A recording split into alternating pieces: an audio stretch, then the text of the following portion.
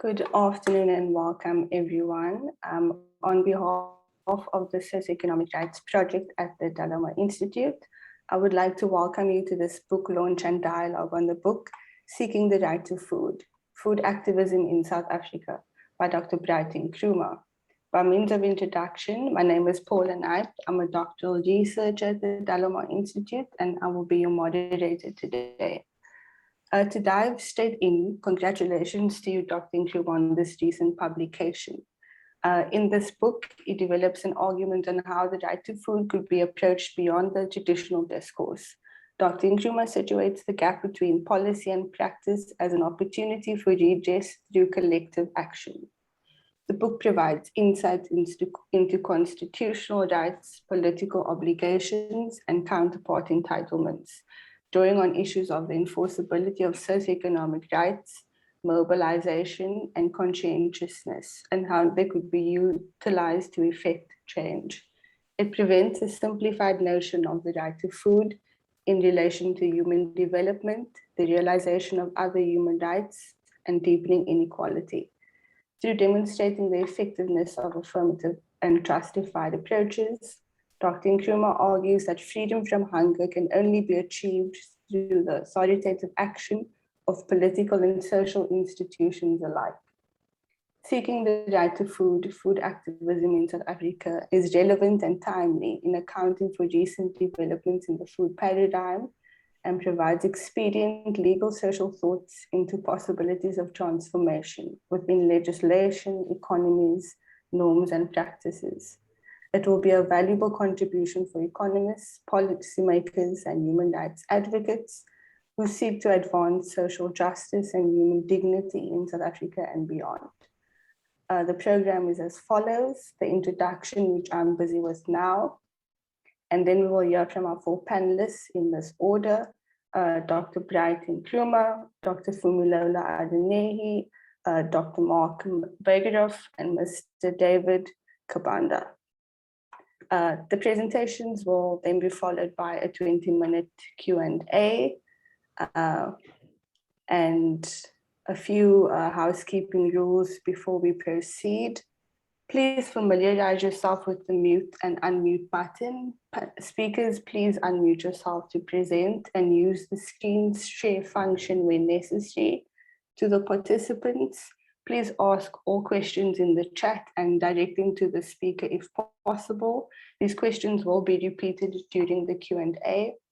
Please only raise your hand if urgent. The speakers, you may make use of the video. For the panelists, please keep to audio as it seems to allow for the best communication.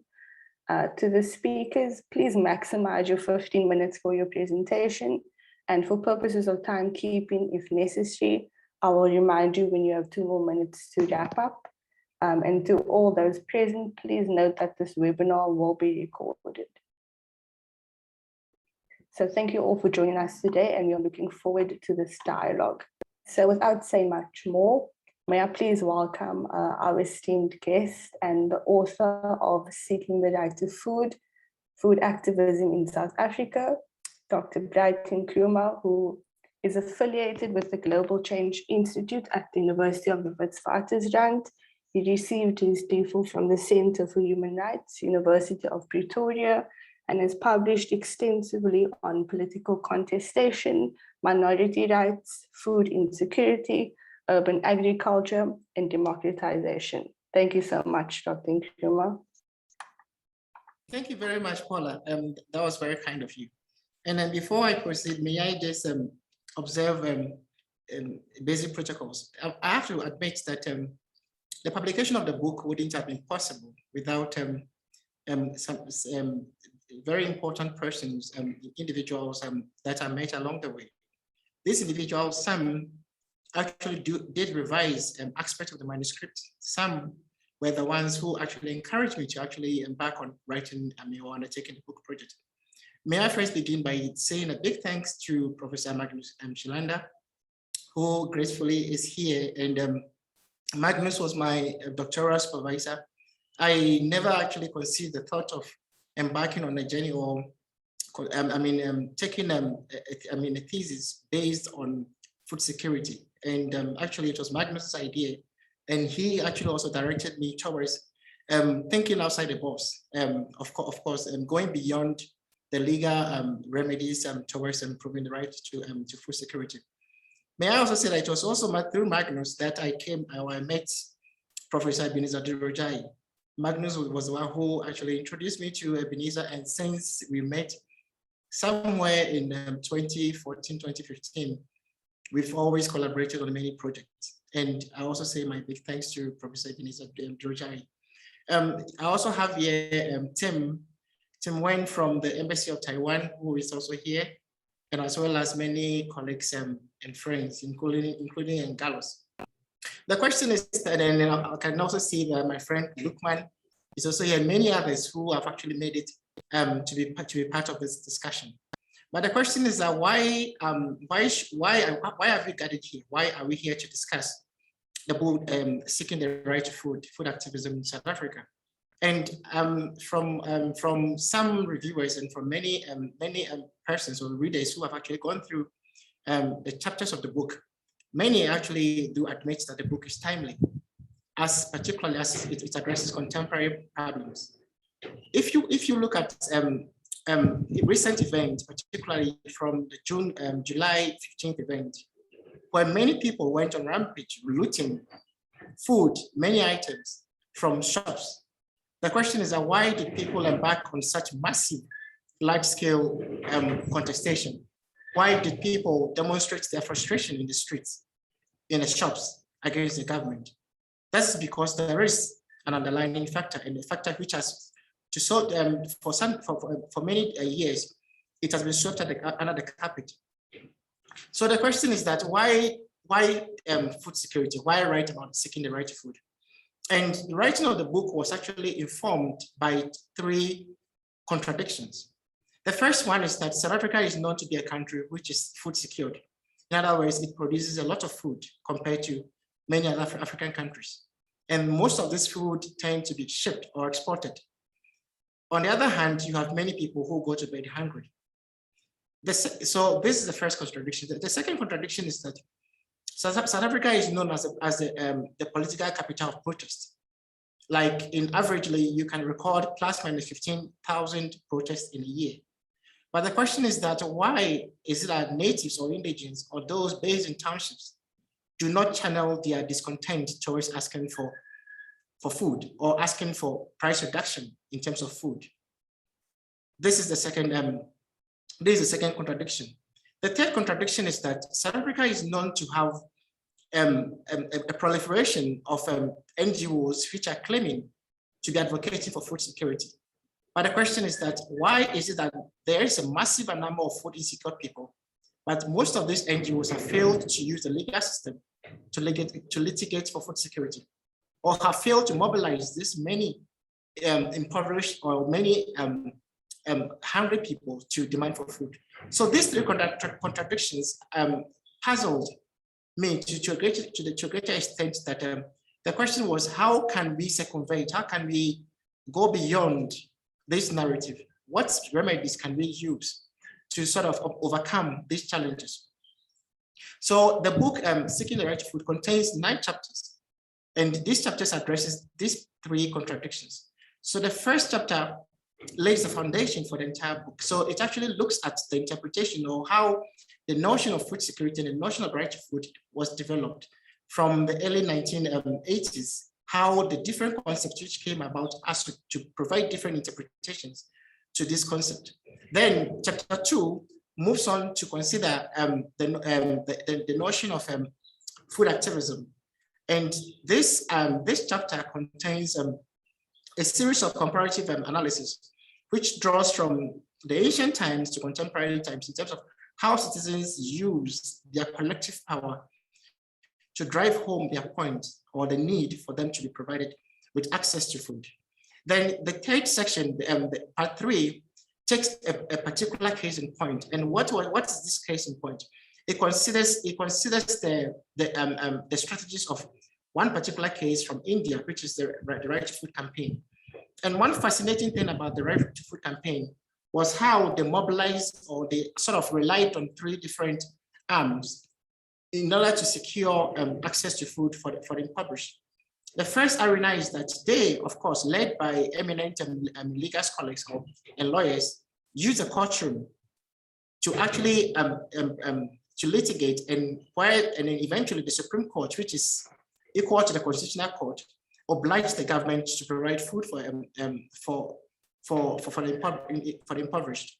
And this litigation actually also was used or was capitalized by this organization or by the Right to Food campaign, and compelled the government to actually adopt a Food Security Act, which is quite fascinating. So this chapter, which is chapter 3, sought to draw lessons as to how can a local organization, and if one should provide names, there are many food security organizations in South Africa. So the question is, what lessons can Right to Food campaign provide for local NGOs who seek to also ensure or provide or enhance people's access to food? So that is a lesson. So the chapter 3 provides a very important lesson, and actually it draws out and provide typical steps which food security related NGOs can actually follow and seek to improve people's access to food. Chapter 4 considers issues as to, it's actually termed rocking the boat. In other words, under what condition can citizens mobilize? Under what conditions can the impoverished, can the poorest of the poor, or those in the townships, under what conditions can they come together and say we are approaching the government to demand for food?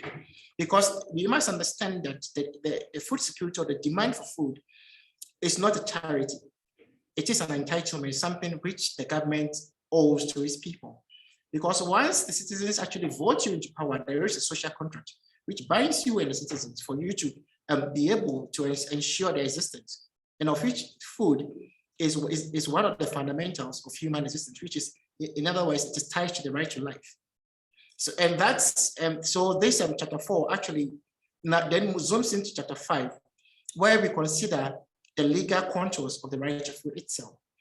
And within the context of South Africa, the right to food is shrouded in section 25, where it obliges the government to provide the right to food. But as akin to other socioeconomic rights, the right to food, it's sort of is linked to the popular notion of progressive realization of this particular right. In other words, the government has the right to prioritize which rights to implement, and it also has the right to determine which time frame within which to realize this aspiration or this obligation. So and then I know it's obvious that most governments have often hidden behind this clawback clause, and therefore has sort of relegated, in most cases, ignore fulfillment of this particular right. So this chapter argues and draws from a Syriac versus Nigeria, an African Commission case, and encourages local NGOs or local food security NGOs to draw inspiration from the right to life. And this same argument was used by the Right to Food campaign in India. And that was how the case was won in India, because in India, under India's constitution, the right to food is framed under the directive principle of state policy. So even South Africa even has an upper hand, because here it is not within the directive principle, but it's clearly it is a right on its own. So under this section, it actually encourages local NGOs and public interest litigators, such as the University of Western Cape Center for Food Excellence for and then Oxfam and others, for them to draw upon the right to life and litigate for people's access to food. Then, in terms of chapter 6 considers some of the cardinal the core challenges which are facing the poor in terms of how poverty or why poverty is large scale in South Africa. And the central argument in chapter 6 is that it draws from the existing social security grant. And so the argument here is that, of course, in as much as scholars, we are bound to critique government policies and institutions. The chapter acknowledges that the government has quite an impressive track record in terms of providing social grants to its citizens. And why do we say we applaud the government? Because the South Africa's social security structure is quite impressive if you compare it to other African countries. So across the African continent, South Africa has quite an impressive track record within this area. But the question is, why is it that despite this social security structure, there is still large-scale hunger and malnutrition? And the simple fact is that social security on its own has many uses and uses. So if one gets a social grant, it is not only directed towards food, but it goes into electricity, it goes into transport, it goes into rent. So that is the uses. It has many uses. It is not only channeled towards food. And the question is, how many uses does it have? You realize that when an elderly person receives a grant, the grant is not only meant for the elderly person, but it also takes care of children within, or of young adults within the family who are above the age of 18, who have been excluded from the conventional social grant and are unemployed. So they also depend on this meager amount which is given to grant beneficiaries. So normally the social grant which is received by a recipient often gets stretched beyond its limit. So it's not sufficient in terms of providing the necessary food for recipient. And the argument was that grant on its own is not sufficient. There is a need for an access to food, or for direct provision of food, to complement or to supplement the grant which is being received by this recipient. And section 7 looks at, chapter 7 looks at the issue of the raging issue, or the ongoing debate around the land reform. So the argument here is that, of course, the land reform on its own is a very contentious issue, and it's something which one cannot exhaust using one chapter. But it looks at some of the merits and demerits which might arise based on this land reform. But if one should just take only one aspect, and that is the question is as to, will land reform really address the issue of food insecurity? To some extent, the argument was yes, because there are two positions when it comes to the land reform. There are those that the first position is that there are those who are not interested in farming, therefore they have no interest in the land reform. So in terms of this population, the question of allocating land to them is not going to take them away or ameliorate their hunger situation. The second category are those who are interested in actually pursuing or going after or going into farming. But the question is how can the government assist this particular individual? So first of all, it will take an avenue of providing land, but land alone is not enough. It will also require giving them seeds, giving them the tractors, giving them the necessary equipment, the fertilizers, and of course the training and the necessary extension services for them to be able to cultivate the crops to feed themselves. And this provision also, in terms of the land reform, there was an argument regarding urban farming. And the notion about urban farming is something which has dominated contemporary literature around food security. But sadly, urban farming is not something which is supported in many urban areas.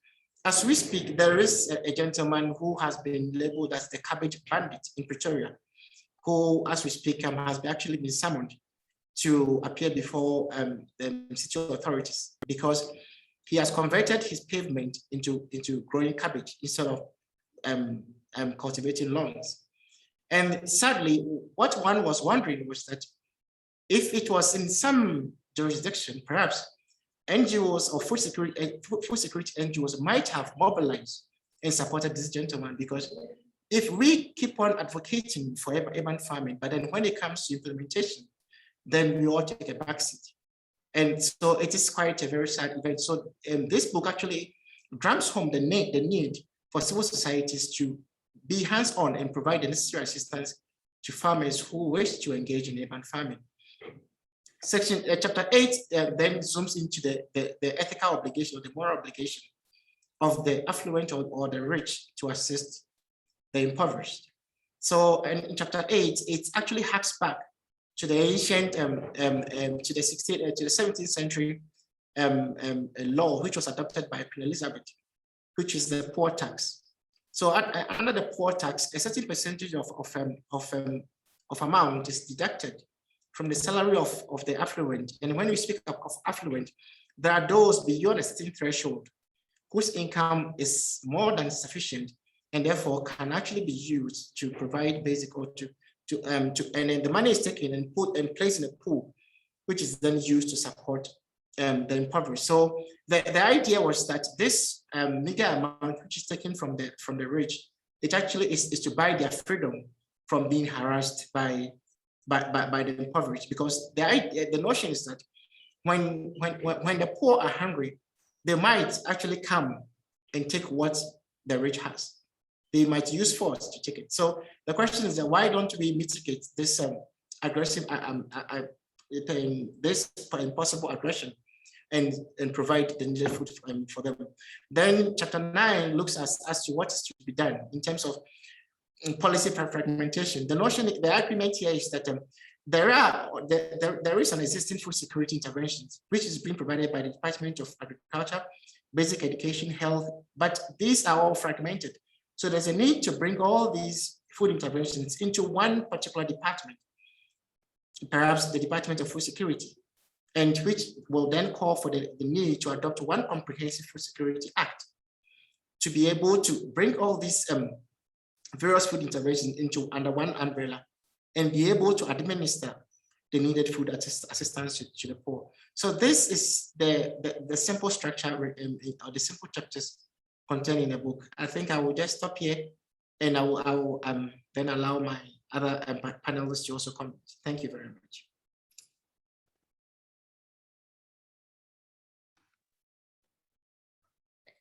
Thank you very much, Dr. Nkrumah, for that overview and the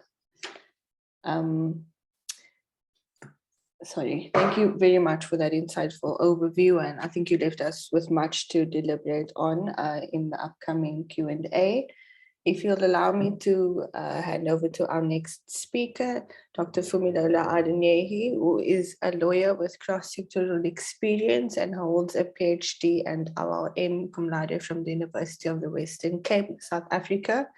She is currently a postdoctoral researcher with the Socioeconomic Rights Project. Her research interests are socioeconomic rights with particular interest on the right to food, women's rights and access to justice. She currently coordinates the Access to Food for Students project at the Dalomar Institute, a national project probing food insecurity and the gendered implications in South African tertiary institutions. Her presentation will look at the role of legislation in mobilizing for food rights in South Africa. Please go ahead. Thank you very much, Paula. And thank you once again, Dr. Nkrumah, for the book, very insightful. And I think the summary which you've just given was actually quite helpful. Today, I'm just going to be looking at one aspect, which is the role of legislation in mobilizing for food rights in South Africa. I think that Dr. Nkrumah's book has done quite some justice to issues around mobilization for the right to food in South Africa. And I will just be adding on to the very fantastic groundwork that has already been laid with regards to the topic.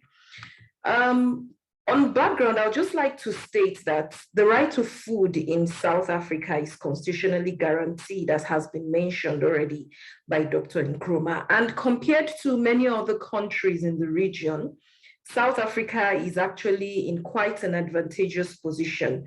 Of the 54 African countries, only 17 have specific textual references in their constitution that is directly related to the right to food. And these references differ with regards to their reach and their enforceability.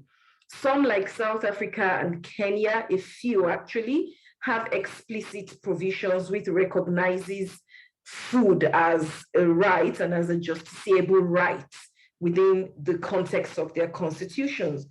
Some look at it within the recognition of broader categories of rights, such as the right to adequate standard of living, or like in the Ethiopian constitution, the right to general well-being. There are some other countries within the continent which reference the right as a directive of state policy and is not necessarily enforceable or justiciable. A prime example in this regard would be Nigeria. However, despite this constitutional guarantee and what should ordinarily be an advantageous position to the fulfillment of the right in South Africa, the current statistics on food insecurity in South Africa unfortunately paints quite a disturbing picture and is a disjuncture from what should have happened or should ordinarily be happening.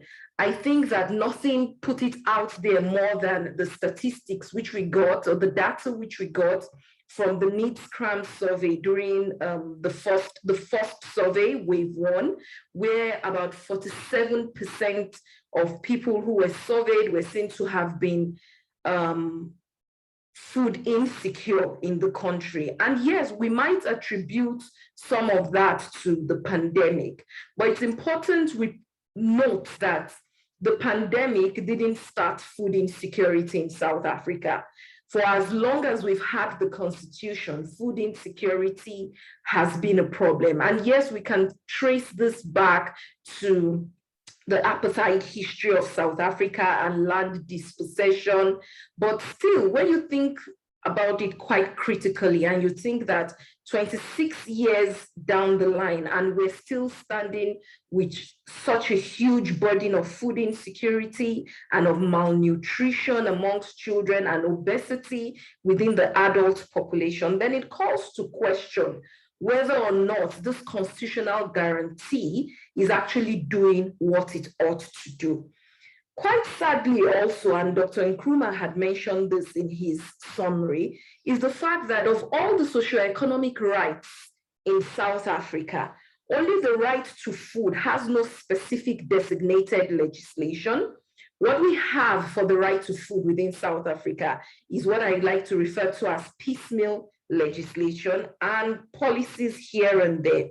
And this has a ripple effect in the sense that there's a gap in accountability, because the lack of designated legislation has also led to a lack of designated authority with regards to the right to food. So when you think about it, you think about the right to health, and of course there's legislation on the right to health, and the designated authority is the Department of Health. You think about the right to education. You know, the designated authorities are the Department of Basic Education or Higher Education. And when you think about it, but you come to food, and which government department has the responsibility to drive the constitutional guarantee of the right to food in South Africa? Unfortunately, that remains missing. Also, it's important to note that beyond South Africa's constitutional obligations, it also has obligations on the right to food based on its international and regional treaties, which it has ratified. It has ratified the International Covenant on Economic, Social, and Cultural Rights. It has referred the African Charter. It has ratified the African Charter and so many other rights. Now, based on those alone, that should have been enough. The ratification and the adoption of those within the country should be sufficient to guarantee the realization of the rights. Unfortunately, we know that based on data that we currently have, that has not been the case. Now, under the International Covenant on Economic, Social, and Cultural Rights, which South Africa has ratified, states have a tripartite duty to protect the right to food, to respect the right to food, and to fulfill this right. The committee on this particular covenant, which is the Committee on Economic, Social, and Cultural Rights, in what we call, in General Comment 12 of the right to adequate food and nutrition, where it explains what the right to food is and how to move towards the realization of this right for states, urged for the adoption of a framework law on the right to food. Specifically in paragraph 29, it states that states should consider the adoption of a framework law as a major instrument in the implementation of national strategy concerning the right to food. And this in itself makes a case for the legislative adoption of the right to food in South Africa. But an added layer to this is the fact that the recent concluding observation of the Committee on Economic, Social and Cultural Rights to South Africa's initial report as it relates to the right to food. And one of the major recommendations that was given to South Africa was that South Africa needed to adopt a framework legislation protecting the right to adequate food and nutrition, as well as develop a national food and nutrition security strategy, taking into account the voluntary guidelines to support the progressive realization of these rights. And what have we seen so far? There are many challenges within the South African food system, but if we want to narrow it down to what are the challenges with regard to this legislative vacuum, there are two which I will just, in the interest of time, I would like to highlight today. First, and I think I've alluded to this earlier on, is the difficulty in mobilizing against the state because who or what is the responsible department? And I think I'd like to use the Dolomas Institute's experience as an example. A couple of years ago, as some of you know, we started the project called the Access to Food for Students project, which is a national project seeking to drive food policy with regards to students in tertiary institutions and address hunger within tertiary institutions. We spent the first 6 to 12 months on that project being bounced between departments. Today, so we immediately thought, okay, it's the right to food, but it's within the context of tertiary institutions. So this should ordinarily go to the Department of Higher Education. Why? Because there is no responsible department for the right to food. So we go to that department with rights, we want to engage, we want to have a sit-down meeting, and they shank responsibility and say, no, this is rather for the Department of Social Development. And so we go to the DSD, and the DSD says, no, rather go to DAF. And DAF says, no, this doesn't concern us. And this is the experience that many CSOs face where it regards the right to food. Where does the buck stop? Who do we address the complaints to? Because it's manifested in different sectors, but it is the same issue around the right to food.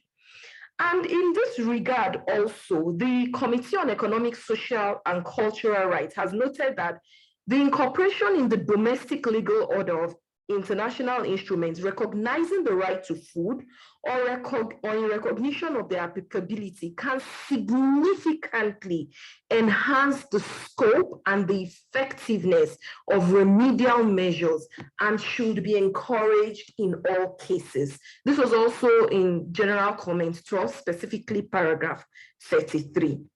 The second issue I would just like to highlight is that this legislative vacuum leaves room for non-state actors to exploit the system, the whole food system. I think nothing else exemplifies this than the current state of South Africa's food system. The damage that's been done, the capture of the food system by corporates, and the fact that continuously and continually there is no accountability on the activities of non-state actors, of corporate organizations within the South African food system.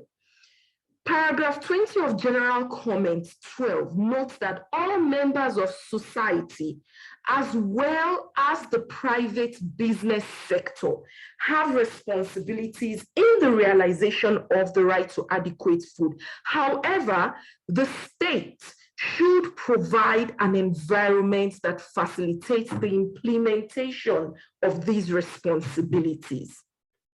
where there are no legislative provisions to facilitate the implementation of these responsibilities, then these actors are left to run riot, as we currently see. Finally, I'd just like to wrap up on this note using a recently decided case to exemplify why legislation is critical when it comes to mobilization for the right to food. And it's the recently decided case of Equal Education and Others versus the Department of Basic Education and Others. It's actually a 2020 case, and this happened during the COVID era. Now, the brief facts of the case were that schools had been shut after the declaration of a national lockdown due to the coronavirus in 2020.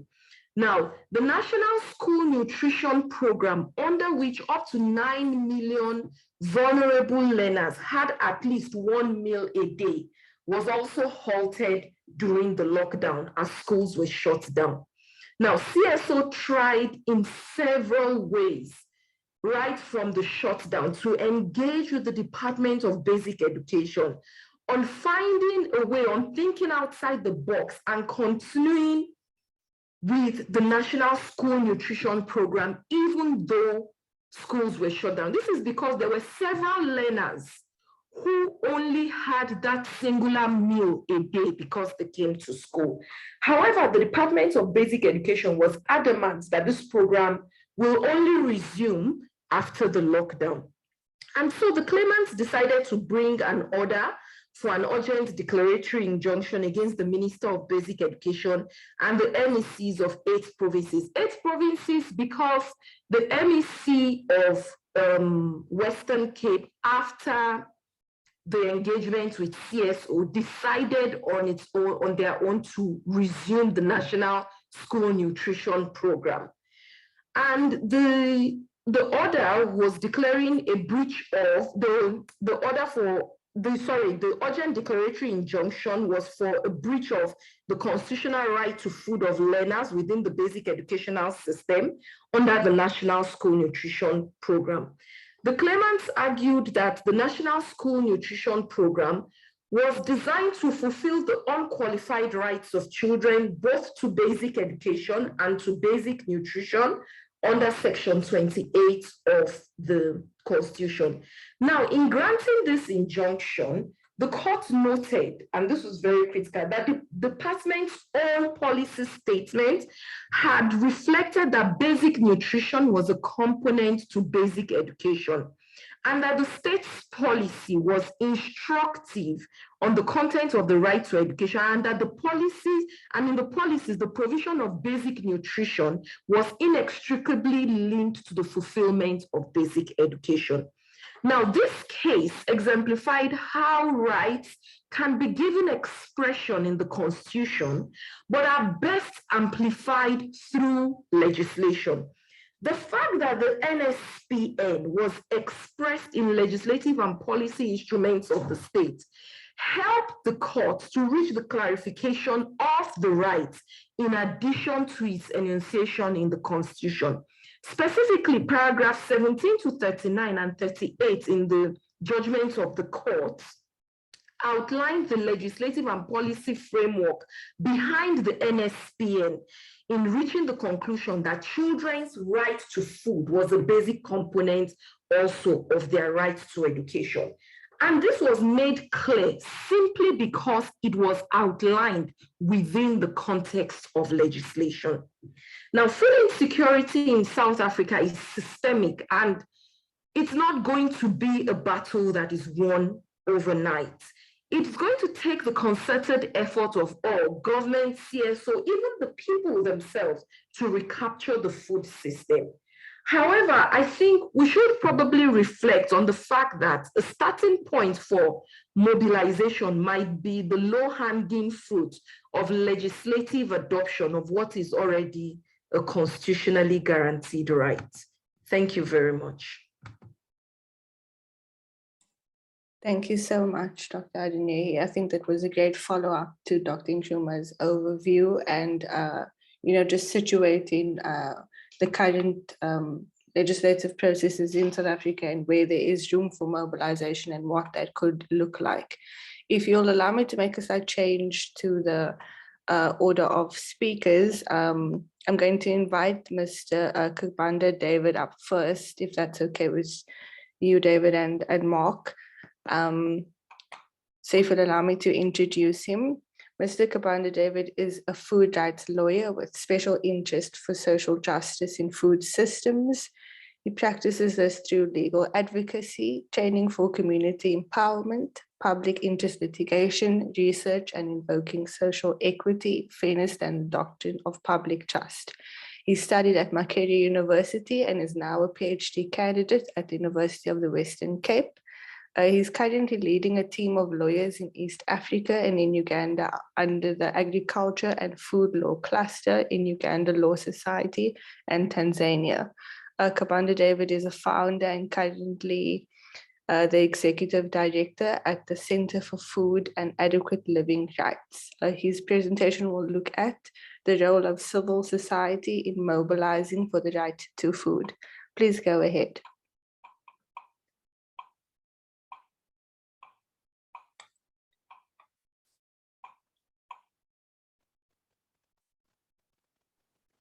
Thank you so much, dear Paula and participants. I'm honored to be here today to speak at the launch of this wonderful book. Thank you so much, Dr. Bright, for writing the book. It is an inspiration to many of us who are into this field of work. So I'm going to be speaking about using the role of civil society in mobilizing for the right to adequate food. As you've heard from Dr. Bright and my sister Finn, you realize that the right to food is that very interesting right which everyone acknowledges that we need to have food, but at the same time, many people are hungry in all over Africa and globally. It is a shame to humanity that many people can grow food, many people waste a lot of food. Like yesterday, it was that International Day dedicated to prevention of waste and loss of food, and many people are going hungry. So we are specifically looking at what is the role of civil society in doing that. And in civil society, I'm looking at those non-state, not-for-profit, voluntary entities which are looking towards people's interests in community mobilization and also doing public interest for all. So in the discussion this afternoon, I'm going to be looking at the critical importance of civil society in advancing a multi-sectoral approach. You realize that the book which is being launched today, Dr. Bright is bringing up a critical component of having authoritative political and social institutions. That is very expansive if you want to understand, and you cannot, that means that the right to food cannot be realized from a single institution. So I make a case that civil society has demonstrated that it's a central pillar in advancing a multi-sectoral approach. Then I'll be looking at public interest litigation and civil society's role in advancing research and advocacy generally. Civil society has done a lot of work. Actually, we are talking about the right to food. If you dig into history of how this right has evolved over time, you'll find that international CSOs like FIAN International have been at the forefront of taking forward this right and making sure it is articulated. Organizations like International Development Organization, then international coalitions, including networks from all continents, then global networks, for example, the Global Network on the Right to Food and Nutrition, then regional networks and national coalitions are doing a great job. When you look at the aspect of the multi-sectoral nature of this kind of right, it stems from the systems that deliver to us food. It may not be. I think for our concern, our interest. Philip, could you please mute? Thanks so much. So you can go ahead, David. Oh, okay, thank you so much. So when you look at civil society, when it comes to the right to food, we really need a multi-sectoral approach if we want to have both political and social institutions to work, because food begins from production, where the food is being produced. Right now, much of our food is contaminated because of the pesticides, the weed killers that are being used by many farmers who are ignorant of how some chemicals are causing a danger to the food. Some raw food is picked from gardens and people eat it. So you realize that that alone is not advancing the right to food. Then throughout the post-harvest handling, the storage, transportation, processing, and then in our markets or supermarkets. So the multi-sector, you have to have trade, you have to have education, health, gender, ministries. So I'm making a case that civil society is at the center of bringing up all these sectors, and we have a common ground and discussion.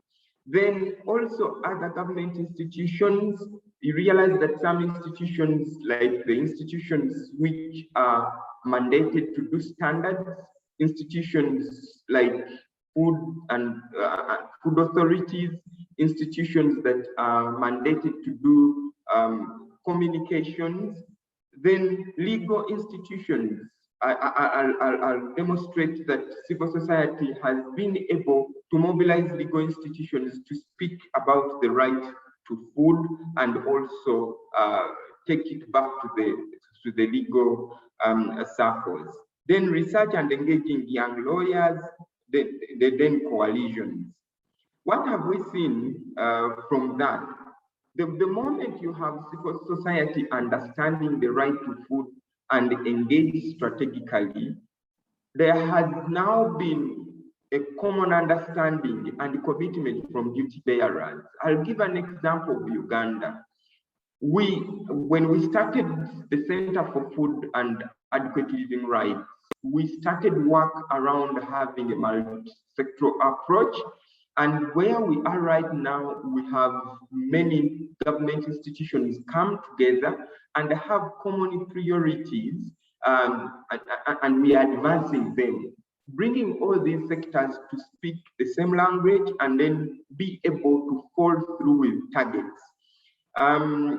For example, we are working on front of the pack nutrition labeling, which we didn't have before. I know many countries are now working on nutrition profiling models, which was not the case before civil society got so much interested in the right to food realization, working around laws, including food and nutrition bills, and making sure that there is physical activity, because it is also a central component when it comes to food. Then civil society beyond that, and how we get there, is we do a lot of public interest litigation. And for you to be able to do public interest litigation, you must understand the principles around the right to food. And specifically, I'm going to be taking you through the Panther principles, for example, participation, accountability, non-discrimination, transparency, human dignity, empowerment, and rule of law. When we talk about participation, civil society, by its nature, work for individuals and groups to actively, freely, effectively, and significantly participate in decisions that affect their lives. So you find that there has been always a missing gap. When it comes to the right to food, many people have not been understanding whether this is the right or not. And see, food is a science. Initially, people had much of the indigenous knowledge, which is no longer the case because of the urbanization. Many people just pick randomly and eat street foods, and they do not understand how this food is impacting on them. So civil society is helping the masses and government to participate in decisions that affect them. So accountability. When we talk about accountability, civil society is helping many state actors to understand their obligations. The right to food brings up the obligation to respect, the obligation to protect and fulfill. Then it means that there must be someone holding each other accountable. If it is government, or if it is the people, but in most cases, many issues cannot be understood by everyone, and sometimes you need spirited individuals or groups to come up and maybe do some kind of litigation or holding others accountable for the realization. Because this right is very interesting. If we are talking about every man, every woman and child, alone or in community with others, to have physical and economic access at all times, and that is very critical to adequate food. Some of these are children. They cannot hold government accountable. They cannot remind the government, about their responsibilities. Some of these people are vulnerable individuals in community, persons who find themselves at the bottom of the pyramid in society. So civil society always has come up to make sure that the voice of these marginalized or vulnerable communities or societies or individuals is brought on the table to remind the government about its obligations, such that there is availability of food, and the food is nutritious, and also food is accessible all the time. I want to share a few examples in our organization, the Center for Food and Adequate Living Rights. During COVID-19, in Uganda, like in many other countries, we had a complete lockdown, and government woke up and sent us into our houses without any plan of how people are going to be feeding. Eventually, when we made noise as civil society, government decided to only give food to urban dwellers in the Kampala capital city. And we said, no, this cannot work like this. And even when they decided to give food portions to people, 38% of the food was contaminated. Then we had to take them to court. And when we went to court, there were too many questions, and even the judiciary raising many questions as to whether this is a justiciable right, till when we pointed them to international law and also the directive principles in our constitution. We are happy and honored to even communicate it in this forum that for the first time in Uganda, we have a judgment coming out and making it a law, I should say, that the right to food, although not specifically mentioned in the Bill of Rights, is part of the right. Although we didn't get everything that we wanted in the case, but at least that one was a big takeaway. Then civil society has been very instrumental when it comes to non-discrimination, promoting equality in access to food, and also the issue of transparency, trying to do policy analysis and also monitoring strategic plans in Ministry of Agriculture and also Ministry of Health, especially under the Nutrition Department. Also, human dignity has been upheld by civil society. In some of the cases that we've litigated in Uganda, we've been able to demonstrate to court, and indeed the court has agreed with us, that the right to livelihood is a right like any other right. And the dignity of people, the absolute value of the person must be respected. And the foundation of this is access to adequate food or nutritious food. Then empowerment. When we talk about empowerment, I'm very glad to be speaking about the book, which brings out these aspects of empowerment. We have too many issues of land, rampant land evictions in Uganda, yet it is the cornerstone of access to food to many people. How the civil society has been, at the forefront of empowering people, training them on their rights. How can you access your rights? For example, in our organization, we are now having too many programs promoting adequate living rights under the Human Rights Enforcement Act, and that one is working magic.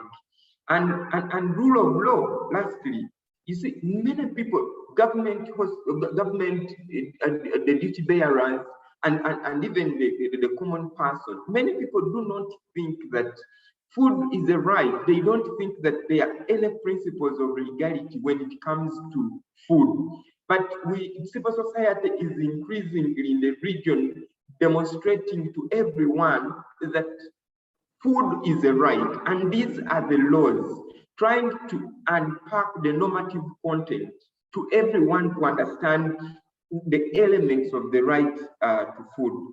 And in many of the cases, for example, I want to mention, we filed a case where we were challenging government on its failure to restrict marketing of sugar-sweetened beverages and food that is high in sugar, salt, and fat to children in Uganda. Yet the law enables government to be able to restrict that. And I have seen a lot of discussion in the corridors of court, in the court itself, trying to understand this legal principle. How can you relate laws with food? I think civil society has been able to do this and demonstrate. And related to that, civil society is demonstrating to the judiciary, for example, that look into this right and trying to bring them close to judicial activism for the right to food. Civil society is also engaging many lawyers. For example, we are now working with the Uganda Law Society. We have a Uganda Law Cluster, Law Society Cluster on Food and Agriculture, which we started and negotiating. We engage court actors, policymakers, law enforcers, local government duty bearers, informal justice actors, and also extension workers. And we engage as civil society into advocacy to make sure that this right, beyond the courts of law, you also take it to the court of public opinion, as I have demonstrated previously. So in conclusion, we cannot divorce civil society from the realization and also mobilizing for the realization of the right to food. And like it has been said all over Africa and globally, it is a shame that we continue to have people who die because of malnutrition or hunger directly. And civil society under litigation, research, and advocacy, there is now progress in the realization of the right to food. Thank you so much. Thank you so much, David, for that interesting presentation. And I think just reminding us of the complexity of the right to food. You know, you brought up issues of participation and whether some people or governments, other institutions consider this right to be justiciable, and, issues of equitable access. And I think it was really complimentary to the previous presentation. So thank you for that. I think we'll get to some of the issues in the Q&A. If you'll allow me to hand over to our fourth and final speaker, Dr. Mark Fagerhoff, who is a senior lecturer and the Development Studies Program Coordinator at the University of Pretoria, South Africa. His research focuses on food systems, agrarian transformation, and land rights. He has over 30 years of development sector work experience from project level to national and international policy and advocacy.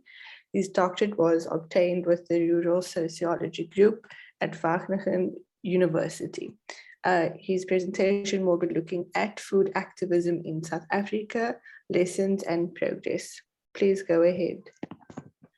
Right, thank you very much, Paula, and thanks everyone who's here. And especially, of course, thanks to Bright for the book. I hope you can call me Mark, and it's okay if I use first names with others as well and forego hierarchical academic protocols in the process. So I hope that's fine. Yeah, and thanks to the other speakers who've gone before. So yeah, it's great to be here in this dialogue on the right to food, which is indeed an important topic. And so congratulations, Bright, for getting the book out. And I think the most valuable thing is that it can help stimulate and contribute to more debate and discussion on this issue of the right to food and how we could go about achieving it in South Africa. So this is called a dialogue. So I think I'll just engage in contributing to that dialogue and that thinking, and along the way, refer to elements of the book. I think the overarching sort of logic of the book, which is a valid one, is that, why don't we have more mobilization, campaigning, activism for the right to food, given that so many are food insecure? And what can be done about that? How can we get to a point where there is the sort of activism and mobilization to get the changes we need to secure people's right to food? So sort of following that, I would start off with, well, why not? Why don't we have this mobilization? And I think the first key point is that what we deal with in South Africa is a chronic problem of food insecurity. And it's very hard to get people mobilized and excited about that ongoing chronic problem, the everyday problem they live with. In 2012, I was in India and visited the Right to Food campaign and the Commission on the Right to Food. And I was speaking to Biraj Patnaik, who's a special advisor to the Commission then, and also has been part of the Right to Food campaign from the beginning. And even despite the successes they'd had in mobilization in India, he really emphasized this point of the difficulty of mobilizing around this chronic problem. One of the ways he put it is that, look, in a poor neighborhood, all the children are small, all the children are short. People don't see stunting. The anomaly is the well-fed child who's suddenly like the giant, bigger than the others and so on. So this is what people live with on a day-to-day basis. And that's very hard to then really get people mobilized around. And so there's much more immediate things. In your book, you look at the examples of other campaigns in South Africa, and you went through some of the examples of food campaigns in other parts of the world. And if you look closely at what you've written in the book yourself as well, a lot of those mobilizations around food happened at particular moments of things like a doubling in the bread price, an 80% increase in foods. A lot of the examples you gave come from the 2007-2008 food price crisis. So this wasn't business as usual of chronic hunger. These were moments of particular impact. And it's also notable that the beginning of the Right to Food campaign in India, it actually goes back a long way in terms of the cases, but what really led to the current Right to Food campaign, the first litigation was in the 2001 drought. And it was in the situation, so India with chronic hunger, food insecurity and so on anyway, but now you had a drought, and it was a situation where the grain stores of the government were full and overflowing, and in neighboring areas, people were really starving and going hungry. So they didn't go to court initially to ask for some overarching framework legislation. So they saw a particular moment, a particular crisis, and a particular contradiction of overflowing grain stores and hungry people, and that's where they started. And I think there's a key lesson for that. You've pointed out those things in your book. I'm not sure that you use that lesson as fully as one could have done. What are those moments here? Because in fact, in South Africa, as Funmilola indicated, when there was a moment last year, organizations did go to court on a right to food issue and won the case. So there are organizations there that are ready and willing to act when the right case comes along. And I've been part of some of these discussions with some of the legal organizations and so on, saying, well, why, let's look for a right to food case. And the kind of reasons people don't haven't gone for it, haven't filed such cases. First of all, is the lack of a client. So it's the related issue that it's hard to mobilize people around. It's hard to get the client on that issue. So But there's so many other urgent issues as well. There's also funding constraints in the, in the NGO sector, and there's choices that have to be made between the more immediate. People are not walking through the doors of the Lawyers for Human Rights or Legal Resources Center saying, help me get my right to food. So those organizations are responding to the demands that are there. And if we look at also the examples of the campaigns you talked about in South Africa, Treatment Action Campaign, Abahlali, Fees Must Fall, these are quite different in terms of the dynamics of what they're campaigning about. Students trying to continue with their education, not be pushed out of their education and their sort of future dreams because of fees. People defending their homes in informal settlements. And in the Treatment Action Campaign case, people living with HIV at the center of campaigning to get treatment, life-saving treatment. So these are more distinct groups, more narrower groups, facing much more immediate kind of challenges affecting their lives. And so that's the distinct difference, I think, between the sort of the situation of chronic hunger and mobilizing around that and other, the other inputs. I think one also has to look at the situation. What is the nature of hunger in South Africa and in India? You compare, you look at the Right to Food campaign in India, and I'm glad you did, because I think it's sort of one of the preeminent examples, so we should be learning from it. But you didn't give us very many figures on actual levels of food insecurity and so on in South Africa. And to me, that helps explain and answer the question. If we go back to 2004, 2006, in South Africa, at a time when there were discussions going on about right to food and whether we could start a campaign, the level of undernourishment, actual hunger undernourishment in South Africa was 3.4%. Now, it's a crisis, it's a tragedy for those who are hungry, but it was 3.4%. In India, it was 21.6%. So as we failed to get a right to food campaign off the ground in South Africa, in a situation of 3.4% hungry, the right to food campaign in India was gaining momentum in the context of 21+% people hungry there. And today, well, the situation's got worse. So 2018 to 2020, the number of people hungry in South Africa, the prevalence was about 6.5%.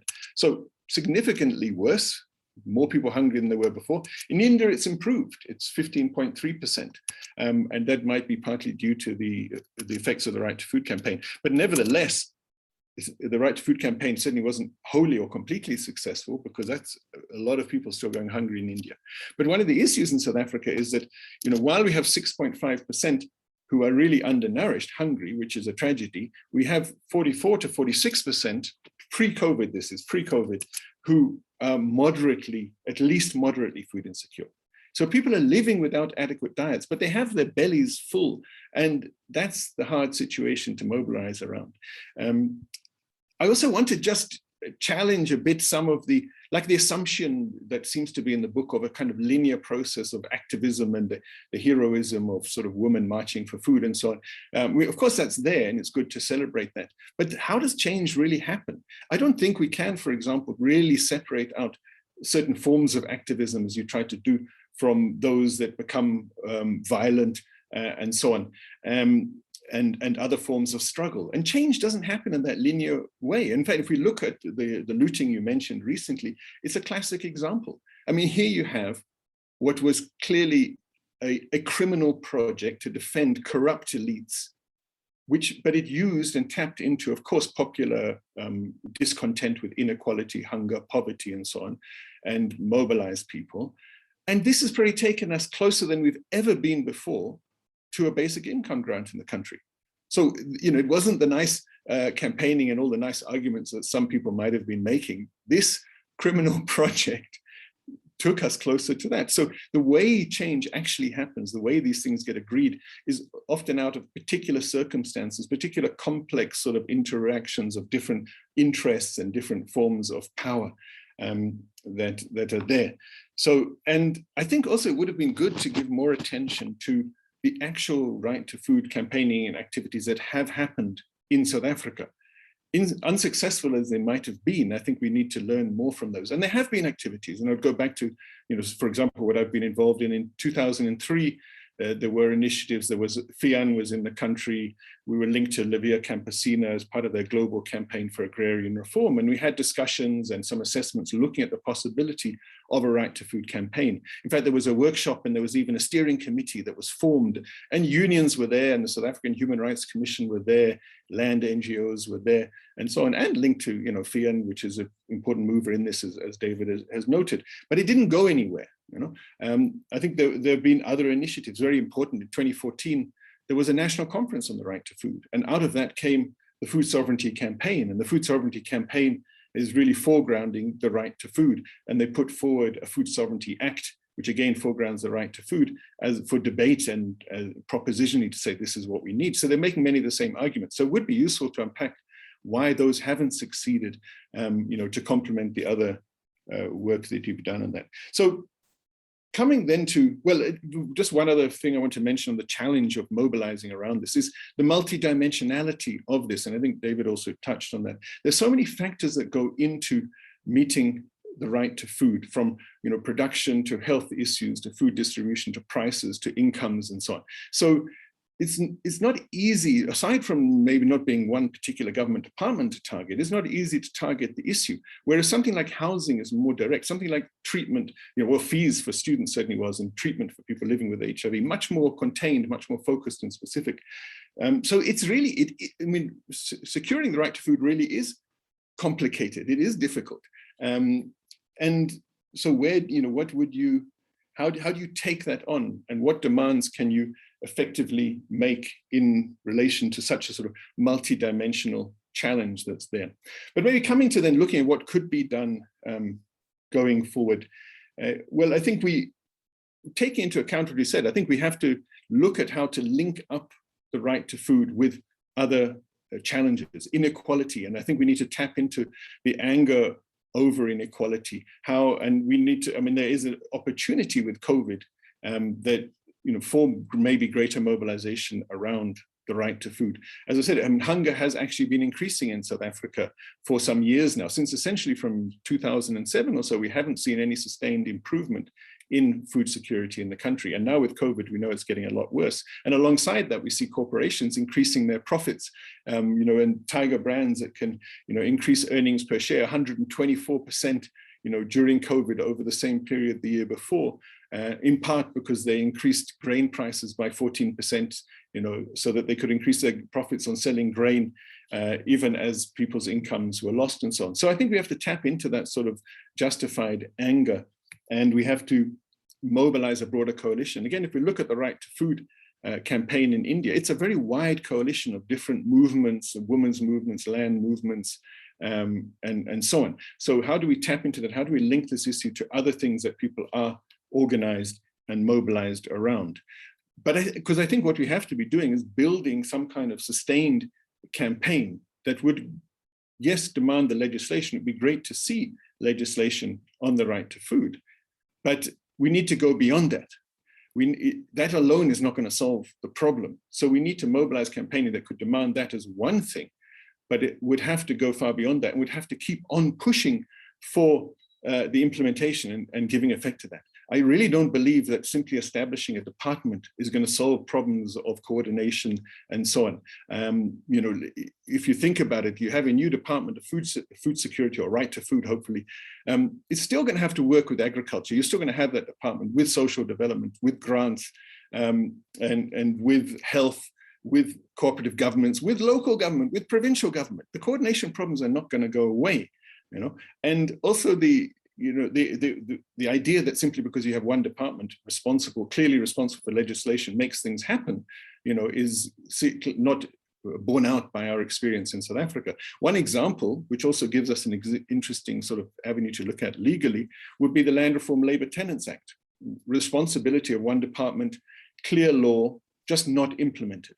But at least it did give the opportunity for litigation. And after lengthy litigation by Labour tenants supported by AFRA and Legal Resources Centre and so on, they got a ruling. The interesting thing for me around the ruling is that we have, as part of that, the establishment of this special master for the court to monitor the implementation. So seeing as the state has so abysmally failed there's now this special master monitoring implementation of that. And this is a bit, it looks a little bit like the commission that was set up by the Supreme Court in India to monitor right to food. And I think that's also a very important part of what has worked in India, because it's hard for the court itself to monitor. So the commission in India carried out the monitoring, put resources into that monitoring, filed reports with the court and so on. So we would need that kind of system, I think. And it's interesting that we now have an example of something like that in the special master in the labor tenants case.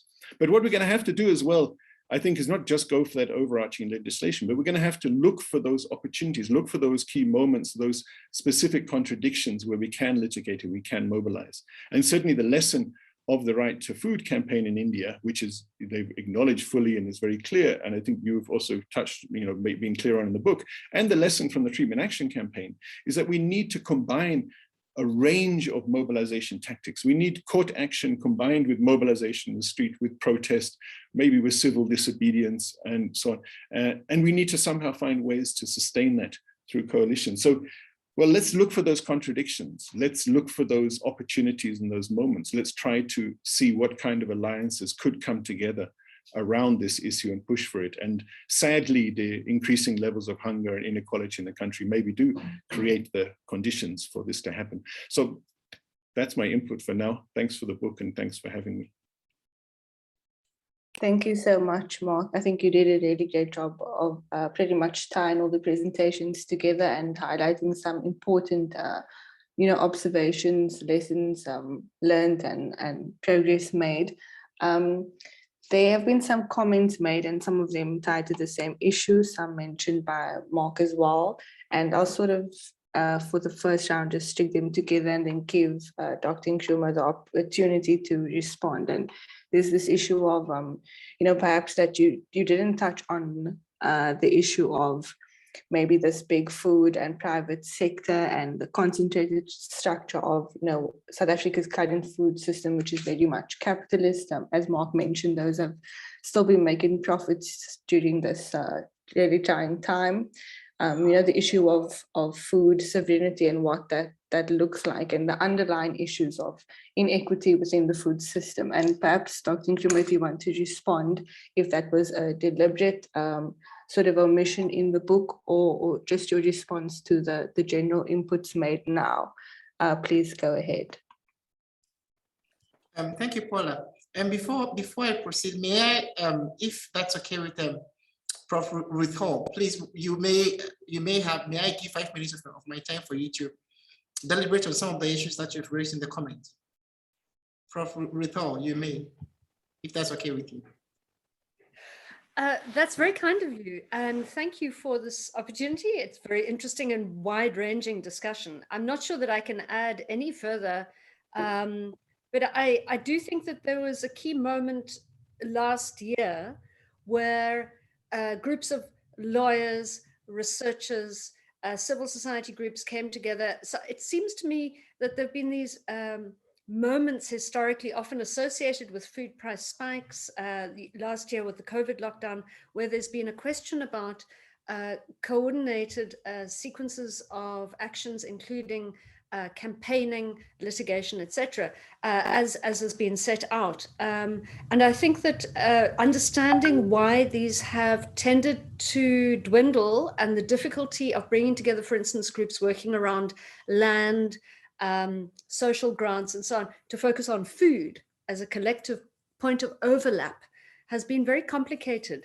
And there have been strong lessons from the Treatment Action Campaign of the danger of litigation in the absence of wider political organization and campaigning and popular education. So thank you very much. It's very interesting. My additions were just that, additions. Thank you. Yes, thank you, Prof. And then Paula, I think Mark raised very, very critical points, like very, very, I think Mark and of course Kabanda and David, and then of course Fem and Funmi, they all touched on various aspects of the book, which were very impressive. And I think at some point, if that's okay with Mark, perhaps you could actually maybe provide a review. I'll be very interested in reading your review of the book. But the question is, in terms of the private aspect of food production. I think we all know that South Africa, in general, there is a net food bias. About almost 60% of the population depend on purchase rather than production. And there has been instances where there's been what you call lack of regulation of the market. So there were instances of price hike. In the recent case and following the looting, there were instances whereby price of bread rose as much as even to 20 rand because the market was not being regulated. And these instances often tend to happen in townships or in locations where there isn't much monitoring of basic food supplies. So of course, I really appreciate your comments, Mark. And of course, the book cannot contain all the issues around food security. So there is always spaces for one to sort of improve the various content of the book. So I actually welcome seeing a review from you if that's all right with you. Thank you. Thank you so much, Dr. Nkrumah. I see some other comments and I'll maybe just mention them briefly if you want to make any input, as well as the other speakers. And maybe just the one comment on that the real burden in South Africa is carried by children, so particularly challenging in terms of voice and mobilization. And perhaps you want to just comment on, where there is room for these different avenues and campaigns and the involvement of children, as they are who we're talking about in terms of this issue that's ongoing. So if you just want to maybe make a quick comment on that. Thank you very much. So I think the issue with children is that normally issues regarding children are often tied to the question of nutrition. And in the case of South Africa, there are, as we at the moment, two streams of food provision in terms of the school feeding program and the social grant. So these are the two avenues that one can look at. But the question is that, is the food being provided as a school feeding program, is it sufficient? Does it contain the necessary nutrients that the children need? And maybe if we hack back to the case of India, where in the case of India, they have the midday meal, where children at school children of school going in age are provided with food, and normally it's often given to children in schools. But then, based on the campaigns of the Right to Food program, this food provision has actually been expanded and made universal. So it's provided even during school and during vacations and across all provinces. So the question is that, has this practice been implemented in the local context? And what is the nutrient content of the food which is being provided? Is it sufficient? Does it contain the necessary, or does it meet the nutritional needs of the children? So that is an aspect, but it can also tie to the question of unborn children, if one has to stretch it. So if Mark spoke of stunting of children who are stunted children, and being stunted actually do start from the womb. It begins from the development of the child from in the womb in the mother's womb. And the sad pattern is that if you look at the local context, when a child gets to when a child gets to the age of 18, that person is actually excluded from the social grant. And what happens if the person falls pregnant? So the person becomes a young mother, is excluded from the conventional social grant. So in this instance, if such a mother does not have a formal employment, it means that in the period of her maternity, there will be no source of income to provide immediate nutrition to enhance the growth of the fetus, of the baby. And I think if you go back to the case of India, India has actually implemented a very comprehensive program whereby one actually is provided with food throughout the course of the pregnancy, nutritious food throughout the course of the pregnancy, and it's also giving basic income to support the mother through during the pregnancy and 6 months even after the pregnancy. So perhaps these are inspirations that one can draw. And Mark, I do agree with your perspective that perhaps having an overarching food security department will not solve the problem, but it can make some inroad in terms of, if, as Funmi mentioned, the question is that if one wants to address issues relating to food, where do you go? Which department, which avenue, which director general, where do you channel your grievance? It's always better for you to have a specific department so that even when you are even litigating, you can cite that department in your application. Because in this case, if you want to litigate regarding food for those in the township, for those in the Kasi, which department are you going to cite? So it actually leaves a gap, a gaping hole. It makes litigating quite complex. But whereby you have all these various programs placed together within one specific act, entirely maybe Food Security Act, then you can base your argument based on the act.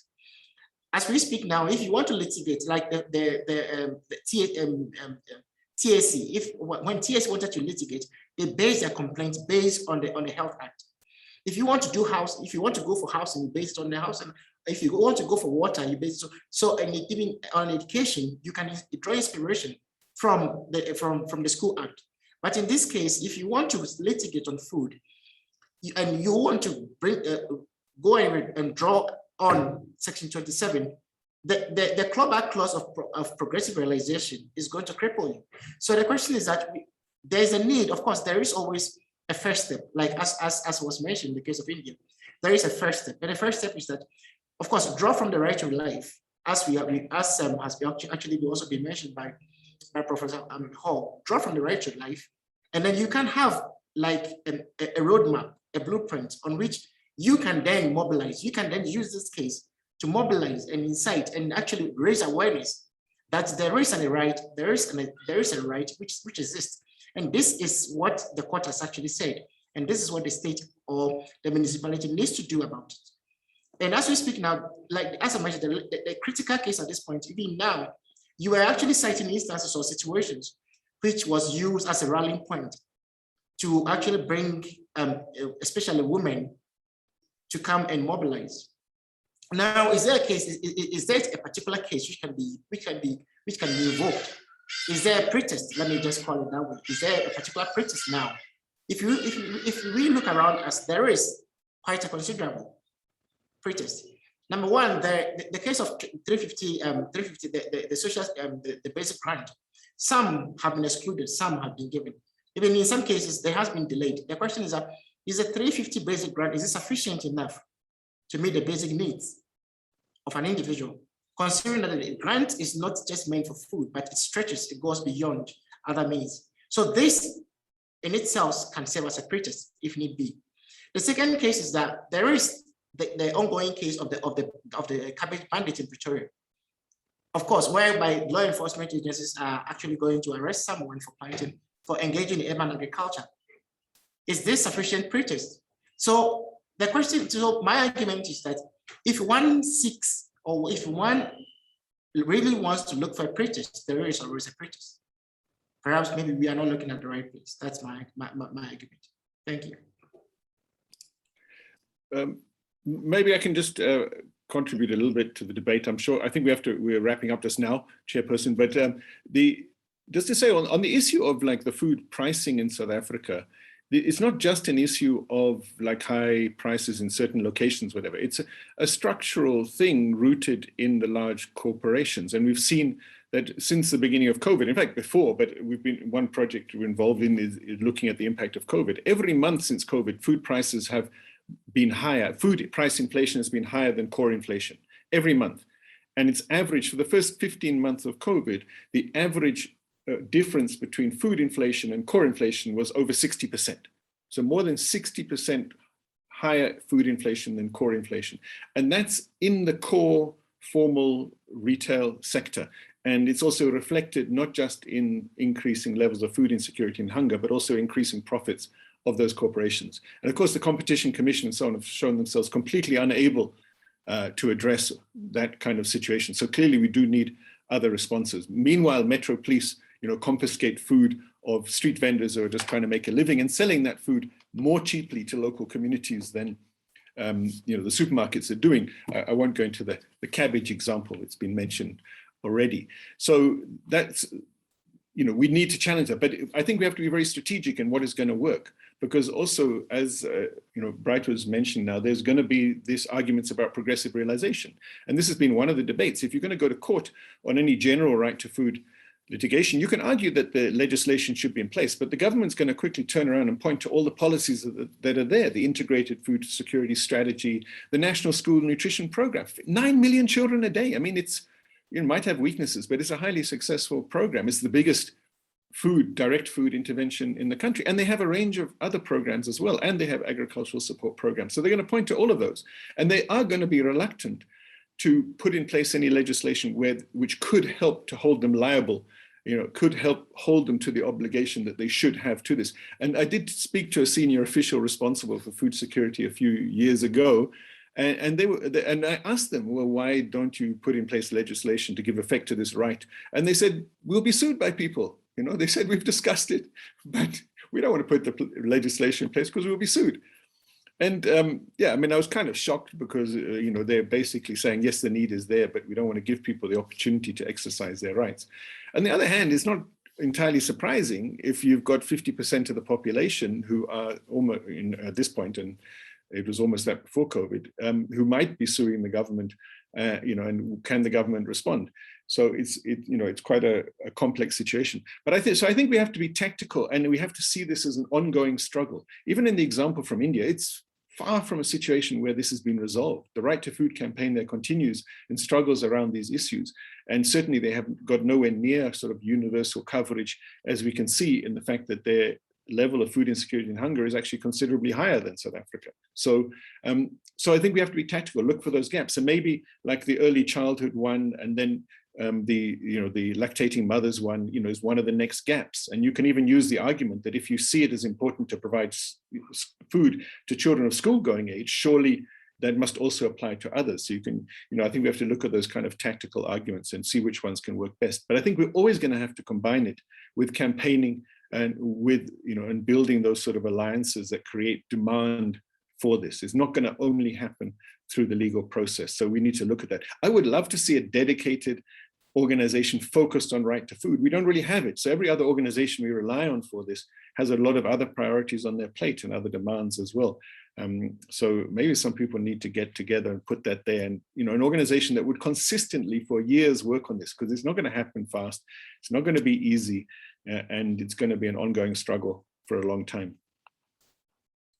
Thanks. Thank you so much, Mark. I think this dialogue was successful in this engagement, but as we know, the time always runs out.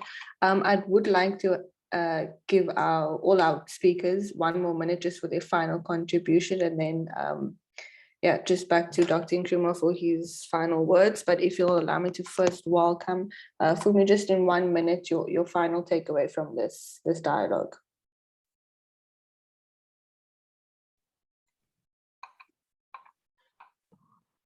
Thank you so much. I think my takeaway is the parting shot from Mark. Being consistent and realizing that this is not something that is going to be done tomorrow. So continuously engaging the duty bearers, putting in mind the multi-sectoral kind of the issue that we deal with, but also within it to do a lot of research, because we are dealing with the scientific issue. For example, we've gone to court and we have questions from the judiciary. What is the direct causation of maybe diabetes with the food we are talking about, or obesity in children? So having scientists, you know, continuously coming up with the evidence, but also picking out some particular issues from the entire value chain and maybe carry them through with the right to food generally. Thank you so much. Thank you so much for that, David. Fumi, if you can go ahead just with your final takeaway. Thank you. I think what David just said would also link quite nicely with my final takeaway. being that while constitutionally and by established principles in international and regional law, the duty rests squarely on the shoulders of the state, and the state is the duty bearer. That doesn't remove the responsibility of other parties, and this has been clarified over and over again within the context of international law. There are responsibilities for other parties while the state remains the duty bearer. There's the responsibility for CSOs, there's the responsibility for individuals, there's the responsibility even for the corporate sector. And just like I had said in conclusion in my presentation, there is not going to be a one fix-it-all solution. And I think that the best approach in mobilization would probably be to start from what I would like to describe as the low-hanging fruit. On what areas can we hold the government to account as duty bearers? Probably even on thinking around case at the Constitutional Court on why 26 years later, there is still no legislation around the right to food. Thank you so much for that for me. Mark, if you can go ahead and give your final words. Thanks. I thought I did that, but let me add one thing, maybe an appeal to all of us. Because I think, Bright, one of the things you pointed out in your book is that the framing of the debate is really important in terms of the mobilization and so on. So I'm making an appeal to all of us. Can we stop saying that South Africa is food secure? Can we stop saying that nationally or as a country we're food secure? Who's food secure apart from the people? Who's eating the food apart from the people of South Africa? So as long as there are South Africans and people in South Africa who are going hungry, let us not say that South Africa is food secure. We might have a lot of food, we might have a lot of people making money from food, but we're not food secure. And that's why we need to campaign for everyone to enjoy their right to food. Thanks.